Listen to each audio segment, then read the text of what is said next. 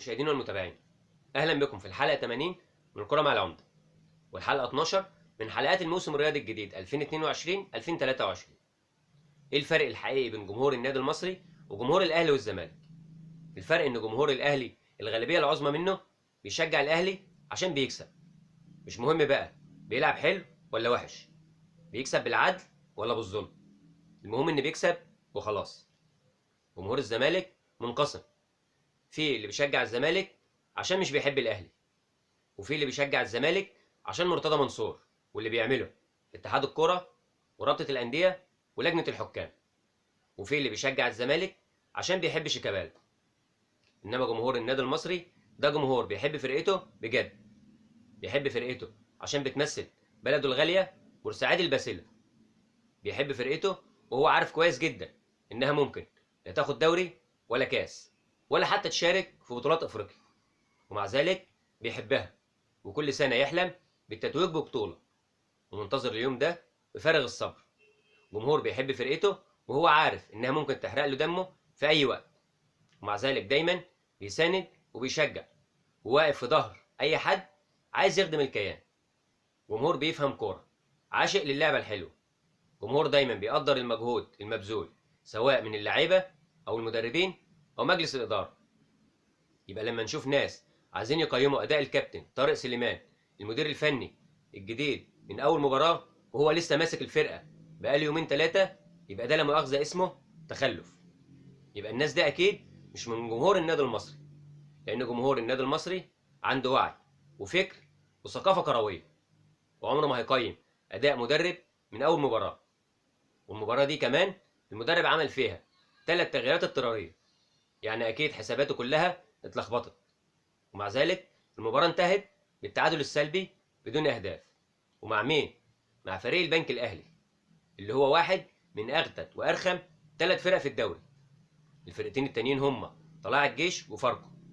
الفرق التلاتة دي دايما بتقفل الملعب ومحدش بيعرف يحط فيها جول بسهولة، ولا حتى الأهلي والزمالك اللي معاهم كل الإمكانيات. دايما لو تلاحظوا هتلاقوا مثلا مباريات الأهلي مع الفرق التلاتة دي الأهلي بيكسب بيطلعوا الروح وساعات بالحكام. يبقى التعادل مع البنك الأهلي ده نتيجة طبيعية في ظل الظروف اللي بتمر بيها الفرقة والمتمثلة في تغيير الجهاز الفني وعمل 3 تغييرات اضطرارية في المباراة. ده اللي بيعمل تغيير اضطراري واحد الدنيا عنده بتتقلب، ما بالك بقى ب3؟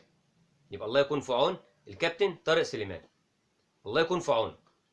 وفي ناس عمالة تطالب مجلس الإدارة بالتعاقد مع مدير فني أجنبي، ده على اعتبار مثلا إن المدرب الأجنبي ده هو اللي هيجيب لنا الدوري والكاس، وهنرضى معاه بأي نتيجة ومش هنهاجمه ولا هنطالب برحيله.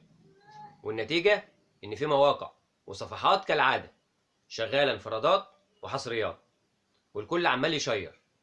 ماشي يا جماعة، عايزين مدرب أجنبي؟ حاضر. الكابتن وليد الرجراجي المدير الفني لمنتخب المغرب اللي مكسر الدنيا دلوقتي في كأس العالم، مستر كامل أبو علي اتفق معاه إن يجوا يمرن النادي المصري. الكلام ده كان قبل كأس العالم ما يبدأ بأيام قليلة، والراجل وافق بالفعل، بس قال لمستر كامل خليها بعد كأس العالم. ومستر كامل وافق على اعتبار يعني إن المغرب هتخرج من الدور الأول والراجل يجي يمرن المصري على طول. لكن المفاجأة المذهلة إن المنتخب المغربي تألق وصعد لدور ال16، ووصل التألق وصعد لدور ال8، ومين عارف يمكن يوصل كمان للدور قبل النهائي. وطبعا بعد التألق الكبير ده الكابتن وليد الرجراجي جاله عروض كتير جدا وكلها أعلى من عرض النادي المصري. عشان كده مستر كامل هيسافر قطر عشان يتفاوض معاه من تاني. منتخب المغرب كده كده عنده ماتش مع البرتغال يوم السبت في الدور ثمن النهائي. لو البرتغال كسبت مستر كامل هيجيب معاه وليد الرجراجي عشان يقود الفرقة قدام طلائع الجيش يوم الحد. إنما بقى لو المغرب كسبت لا مؤاخذة هنرجع إيهاب جلال تاني عشان تامر النحاس ما يزعلش. إيه رأيكم في الهبد ده؟ هبد مفيش بعد كده. يا ريت بقى يا جماعة نسيبنا شوية من الانفرادات والحصريات والتوقعات، وندعم فرقتنا والجهاز الفني بقيادة نجمنا البورسعيدي الكبير كابتن طارق سليمان. مش عايزين كل شوية نغير جهاز فني.